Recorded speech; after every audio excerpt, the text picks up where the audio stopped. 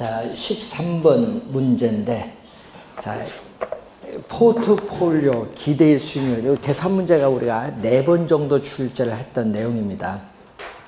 이 자산 비중 및 경제 상환별 예상 수익률이 다음과 같을 때 전체 구성 자산의 기대의 수익률인데, 이걸 구하려면요, 각각을 구해야 돼요. 우선은 이 상가의 기대의 수익률을 구해야 됩니다. 자, 이 상가의 이 기대의 수익률은 경제 상황이 호황일 때는 몇 프로죠? 20%. 경제 상황이 호황일 때는 20%고 불황일 때는 10%죠. 자, 이때 호황일 때는 20% 예상되는 수익률, 불황일 때는 예상되는 수익률이 10%인데 거기 위에 보니까 호황률 확률은 몇 프로? 문제에서 호황률 확률은 40%, 불황률 확률은 60%, 0.6 이렇게. 그러면은 이게 몇 프로죠? 8%, 6%, 8%, 6% 더해주니까 14%. 상가의 기대 수익률은 14%입니다. 자, 두 번째는 오피스텔. 자, 오피스텔 기대 수익률은 호황일 때는 25%, 불황일 때는 10%. 또 마찬가지 호황률 확률 40%, 불황률 확률 60%. 이건 6%인데 25%에 0.4를 곱하면 몇 프로? 여기 몇 프로죠? 10%죠. 10%에 6% 더해주니까 16%. 오피스텔 기대 수익률 16%고 아파트는 호황일 때 10%고 불황일 때는 8%다. 자, 이때 호황률 확률 40%, 불황률 확률 60%니까 여기 4%고 86, 48, 4%, 4.8% 했더니 8.8%가 되죠. 자, 그러면은 포트폴리오를 구성하는 개별 자산의 기대 수익률을 우리가 나왔으니까 이 전체 구성 자산에 있어서의 기대 수익률을 구하면은 전체 구성 자산의 기대 수익률은 포트폴리오를 구성하는 개별 자산, 포트폴리오를 구성하는 이 개별 자산의 수익률, 이 포트폴리오를 구성하는 개별 자산의 수익률이 나왔죠. 자, 여기는 뭐죠? 상가가 주어졌고, 여기는 뭐다? 오피스텔, 여기는 아파트. 이 포트폴리오를 구성하는 개별 자산의 기대 수익률에 뭐를 곱하냐? 가중치, 상대적 투자 비중이 가중치. 두 번째 칸, 자산 비중이죠. 이게 상대적 투자 비중이 가중치입니다. 상가는 몇 프로? 20%. 그럼 그 20%가 뭐에서 20%인 줄 아세요? 전체 100%거든요. 전체 100%에서 몇 프로를 차지한다? 20%를 차지한다는 거예요. 그래서 여기 들어올 때는 0.2가 들어오는 거예요. 그럼 오피스텔은 전체 100%에서 몇 프로? 30%니까 0.3. 아파트는 전체 100%에서 50%니까 0.5. 이게 상대적 투자 비중이 가중치입니다. 그럼 여기 몇 프로죠? 2.8% 더해주고 여기는 4.8% 더해주고 여기는 4.4% 더해주니까 여기 9.2%죠. 9.2에 2.8을 더해주니까 12%가 구하고자 한다. 전체 구성자산의 기대 수익률은 12%가 되겠습니다. 자, 저런 형태로 우리 계속 출제를 4번 했습니다. 자, 64페이지에 자, 포트폴리오 이론에 따르는 부동산 투자의 분석에 관한 설명으로 옳은 것은 인플레이션, 경기 변동 등의 체계적 위험은 분산 투자를 통해서 제거가 가능하다니까 틀린 질문. 체계적 위험은 제거가 불가능. 자, 포트폴리오에 따르는 위험이 주어졌는데 이 포트폴리오를 구성하는 자산의 수가 많을수록 위험은 이렇게 나오죠. 자, 포트폴리오를 구성하는 이 자산의 수가 주어졌어요. 자, 이때 포트폴리오를 구성하는 자산의 수가 적으면은 이렇게 포트폴리오에 따르는 총 위험은 상당히 높아요. 그래서 이 총 위험은 이 체계적 위험과 비체계적 위험입니다. 여러분 올해 시험에 좀 생각 많이 해야 됩니다. 30회 시험에. 자, 우선은 정답점을 제일 많이 물으니까 자, 이 위험이 체계적 위험이에요. 자, 체계적 위험은 인플레이션, 아까 거기 예가 나왔네요. 인플레이션이 발생을 하거나 대출 금리가 상승하거나 또는 우리가 부동산 경기가 침체를 하게 되면은 부동산 시장에 존재하는 모든 부동산에 다 영향을 미쳐요. 영향을 미치기 때문에 체계적 위험은 피할 수가 없는 위험입니다. 체계적 위험은 피할 수 없는 위험. 그래서 여러분 시험 문제 나오면요 항상 피할 수 있느냐 없느냐 이게 상당히 중요해요. 시험 문제. 피할 수 없는 위험이 체계적 위험입니다. 그림 보세요. 포트폴리오를 구성하는 자산의 수가 이렇게 아무리 많아도 요 위험은 변화가 있어 없어? 요 빗금친 부분, 요 위험은 변화가 없죠. 적으나 많아 요거는 똑같아. 변화가 없어. 그래서 피할 수 없다는 것은 여기 제거가 안 돼요.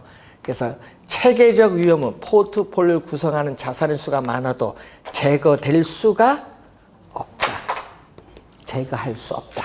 그래서 어떻게 해요? 1번 틀렸죠? 제거가 가능하다니까 틀린 질문이지. 2번 투자 자산 간의 상관계수가 1보다 작을 경우에 포트폴리오를 구성을 통한 위험 절감 효과가 나타나지 않는다. 나타나지 않는다. 미쳐. 나타납니다. 자, 또 상관계수는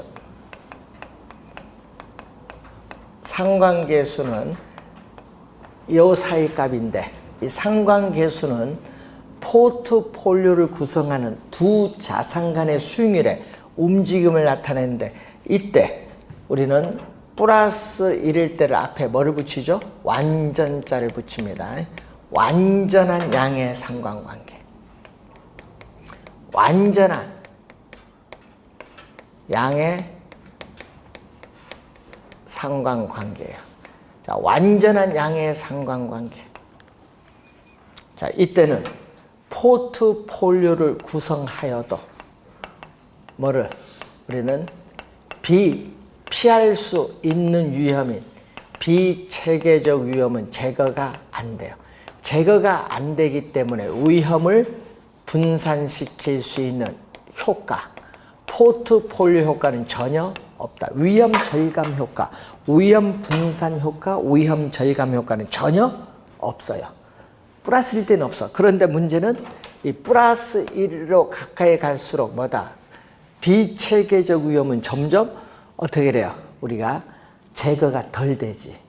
이쪽 갈수록 제거가 많이 되는 거예요. 그래서 이때는 위험 분산 효과는 있어요. 포트폴리오 효과, 위험 분산 효과는 있긴 있는데 이 효과가 뭐다? 작다는 거지.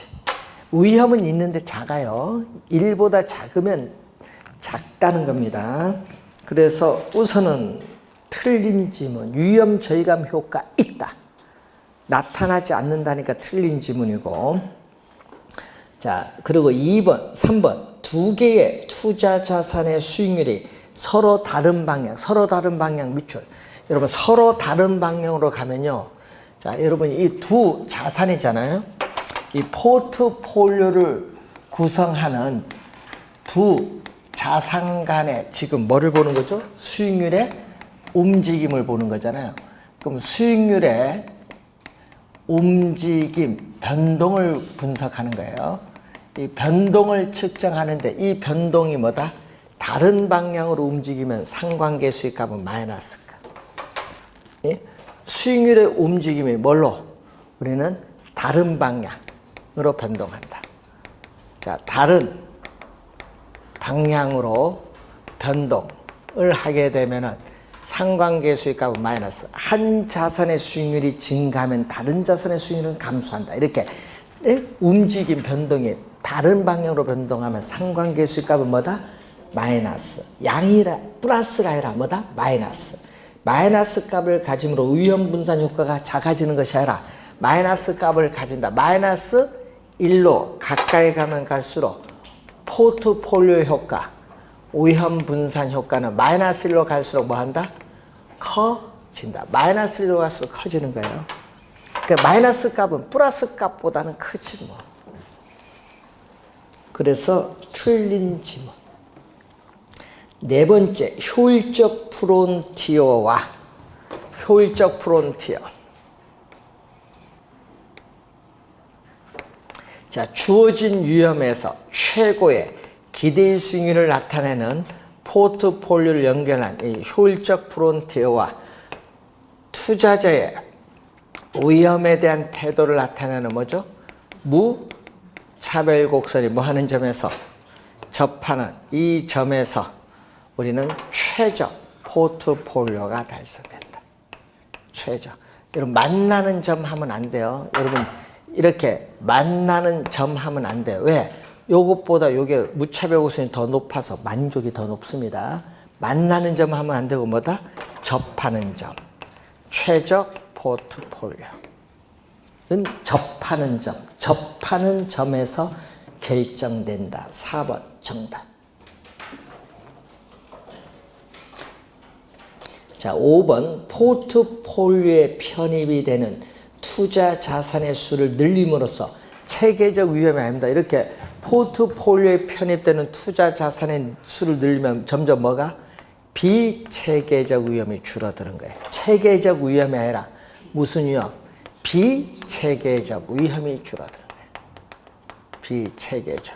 비체계적 위험은 투자 대상을 다양화하여 분산 투자를 함으로써 제거할 수 있어요. 제거할 수 있기 때문에 무슨 위험? 피할 수 있는 위험이다. 피할 수 있는 위험.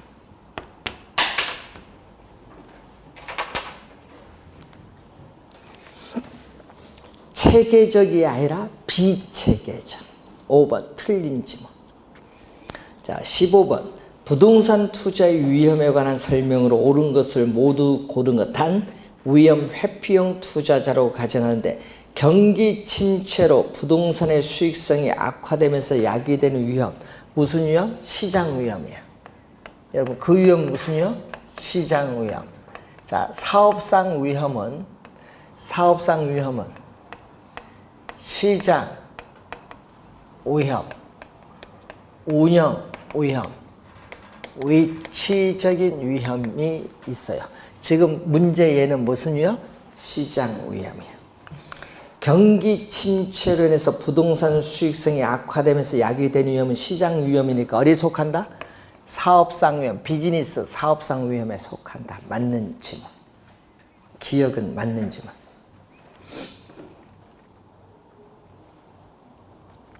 니은 차입자에게 고정금리 대출을 실행을 하면은 대출자의 인플레이션에 따른 위험은 낮아진다. 이런 고정금리가 아니라 변동입니다. 여러분 차입자에게 변동금리 대출을 실행하면은 물가가 지속적으로 상승하는 인플레이션이 발생하면은 대출자인 금융기관은 인플레이션에 따른 위험을 대출금리 인상을 통해서 차입자에게 떠넘깁니다. 그래서 인플레이션 위험은 금융기관 입장에서 뭐 낮아지는 거예요.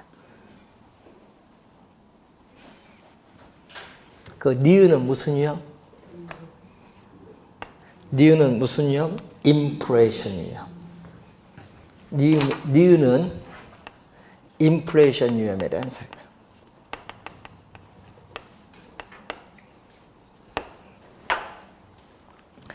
디귿, 효율적 프론트에서는 추가적인 위험을 감수하지 않으면 수익률을 증가시킬 수 없다. 요거 얘기거든요. 효율적 프론트는 뭐다? 효율적 프론트는 오른쪽 위로 올라가는 우상향하는데 우상향하는 이유는 뭐죠? 여러분 우상향하는 이유. 여기 우상향하는 이유는 자 여기에 어떻게 돼요? 이 점, 최고의 기대 수익률을 나타내는 포트폴리오. 이 점보다 더 높은 수익률은 못 얻어요. 더 높은 수익률을 얻기 위해서는 위험을 더 감수를 해야 돼. 그러니까 더 높은 수익률을 얻기 위해서는 위험을 더 감수해야 우상향하는 거예요. 그래서 맞는 지문이 되겠죠. 네 번째, 개별 부동산의 특성으로 인한 체계적, 여러분 개별 부동산의 특성으로 야기되는 위험은 비체계적 위험. 체계적이 아니라 개별 부동산의 특성, 이게 포인트거든요. 개별 부동산의 특성 나오면 뭐다? 비체계적 위험은 포트폴리오를 통해서 제거할 수 있다 없다? 있지. 체계적이 아니라 비체계적 위험. 이 지문은 작년에도 출제했어요. 5번. 네 번째 지문은 작년에도 나온 지문. 그럼 포트폴리오도 한 문제 출제를 합니다. 시험에.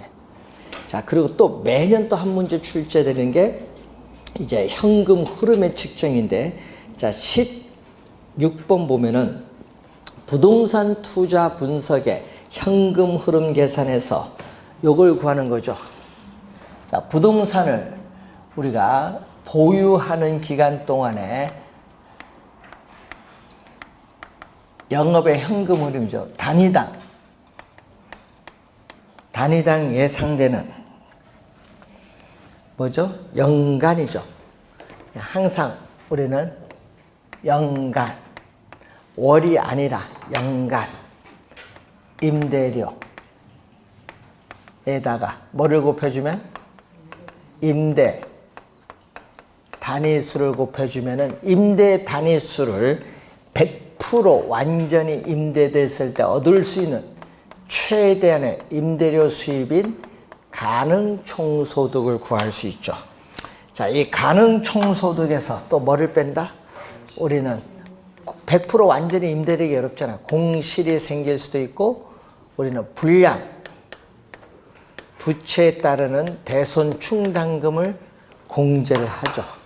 그리고 기타 소득을 더해주면서 공실을 고려한 임대료 수입인 유효 총소득을 구할 수 있고, 요거는 공실을 고려한 임대료 수입에서 부동산을 운영 비용 공제되고, 그래서 부동산 운영에 따르는 비용, 영업 경비 또는 운영 비용인데, 운영 비용을 공제하면은 순 영업소득, 순수익을 우리는 구할 수 있어요. 그럼 순수익에서 부동산을 취득할 때 대출을 받으면 부채를 갚아야겠죠. 부채 서비스액을 갚아야 돼요. 부채 서비스액을 갚으면은 우리가 뭐가 나오냐? 세금을 납부하기 전 세전 현금 수집 또는 세전 현금 흐름, 세전이니까 또 세금을 납부해줘. 영업에 따르는 소득세를 납부하면은 세후 현금 흐름을 구할 수 있다. 자, 그리고 일정 기간 보유하다가 처분을 했죠. 처분에 따르는 우리는 지분 복귀액을 구성할 때는 처분한다고 예상되는 가격에서 또 뭐를 뺀다? 매도 경비, 중개 수수료, 우리는 광고, 매각에 따르는 광고료 이런 걸 빼겠죠. 법적 수속에 따른 비용을 빼야 돼요. 매도 경비를 빼주면은 순 매도액이 나오고, 순 매도액에서 또 뭐가 나온다? 중도 처분 시에 대출금 중에서 못 갚은 돈을 다 갚아야 돼.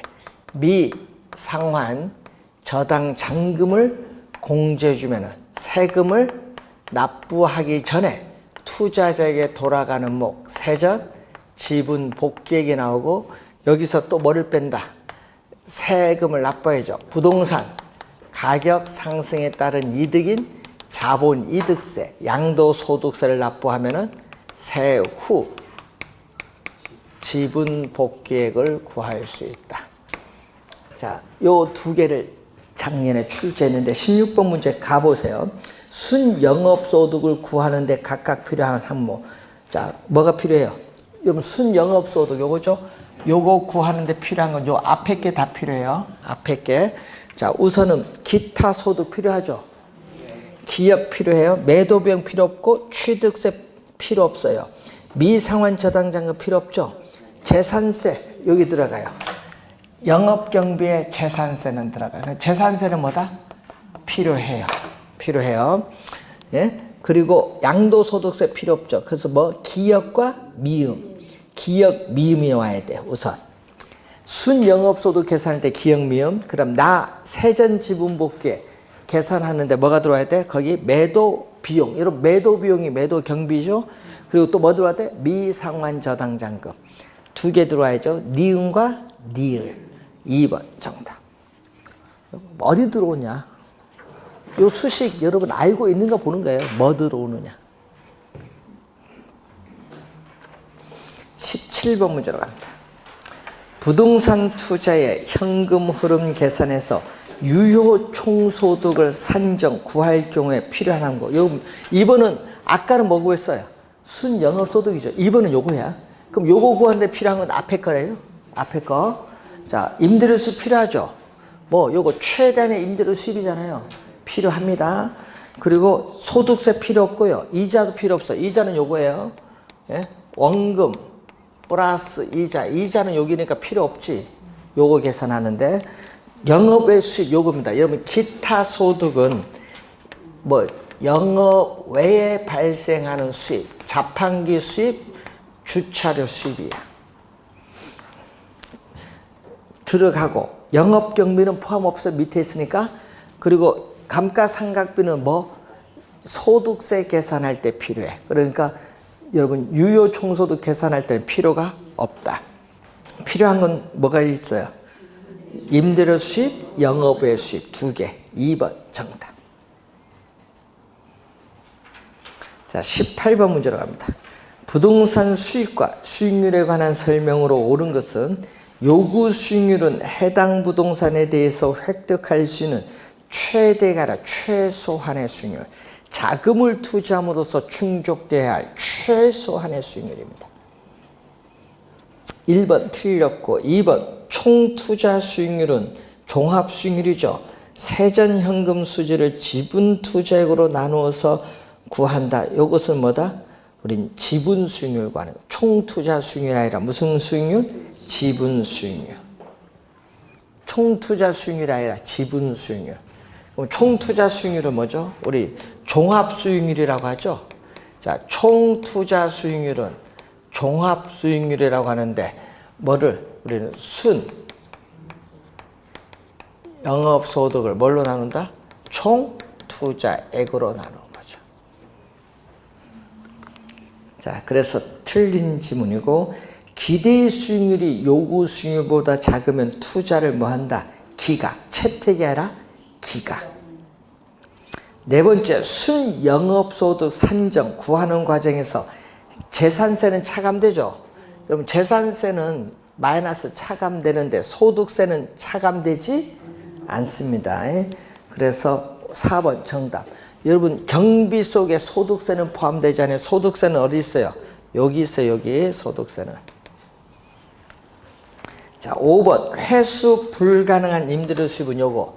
여러분 이 불량부채를 다른 말로 여러분 임차인이 임대인에게 임대를 주지 못한 경우죠. 이거 불량부채를 회수 불가능한 임대료 수입. 그러면 거기에 회수 불가능한 임대료 수입은 영업경비에 포함이 된다 안 된다? 안 되죠. 영업경비 요거는 포함이 안 되잖아요. 그러니까 틀린 지문이지 뭐. 볼 거 없어요. 지문상에 틀려버렸대. 4번 정답. 자, 19번 문제로 갑니다.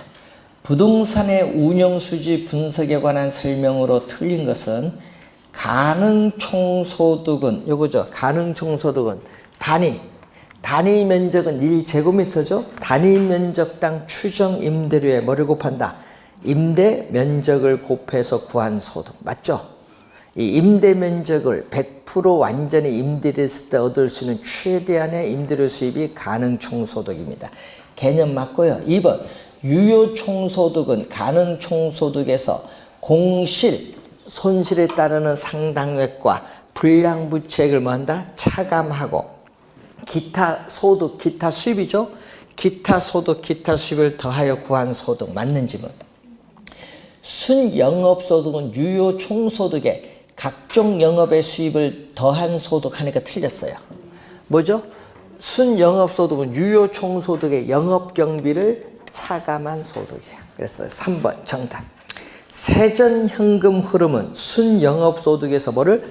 부채 서비스액을 차감한 소득이고, 세후현금 흐름은 세전현금 흐름에서 뭐를? 영업소득세를 차감한 소득. 요 수식 요거 이해하는지 여부를 보는데 3번 정답. 유효 총소득에서 영업경비를 차감한 게 바로 순영업소득. 자, 20번. 어느 회사에 1년 동안의 운영수주다. 세후현금 수주를 구하라. 이런 얘기죠. 자, 한번 볼까요? 자, 이 가능총소득 4천 얼마? 800만 원이 나왔어요. 4,800만 원. 자, 공실은 가능총소득의 몇 프로? 5%. 기타 소득은 없습니다. 5%니까 240만 원.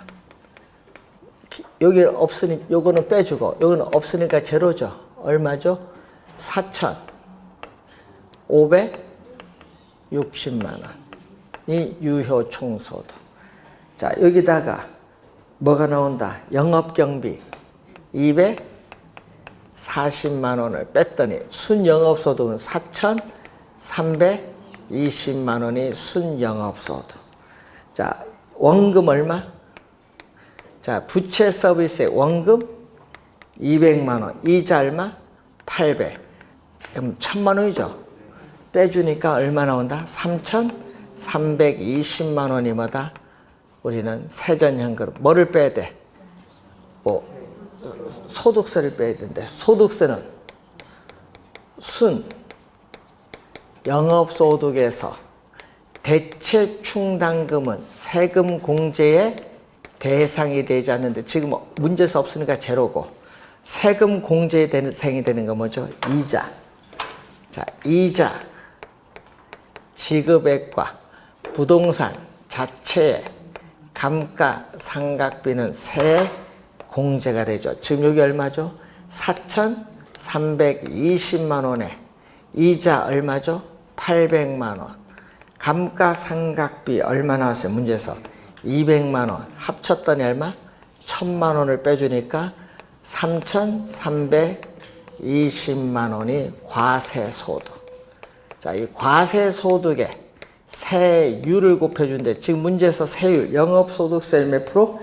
20%.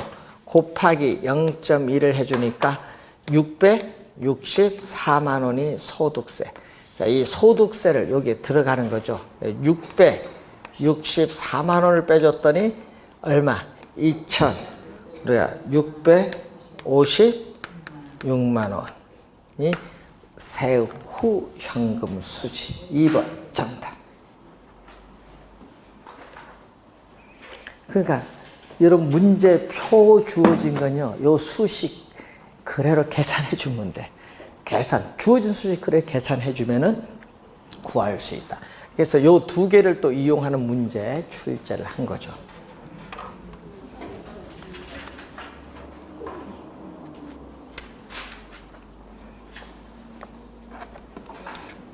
여러분 최근에요, 4년 동안, 최근에 26, 7, 8, 9 4년 동안 전부 말로 출제했어.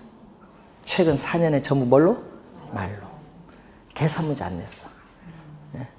그러니까 왜 그런 줄 아세요? 여러분 요거 시험에 낼 때요, 여러분은 계산 문제 낼 줄 알고 여러분 포기해버려. 그래서 계속 말로 출제하는 거야.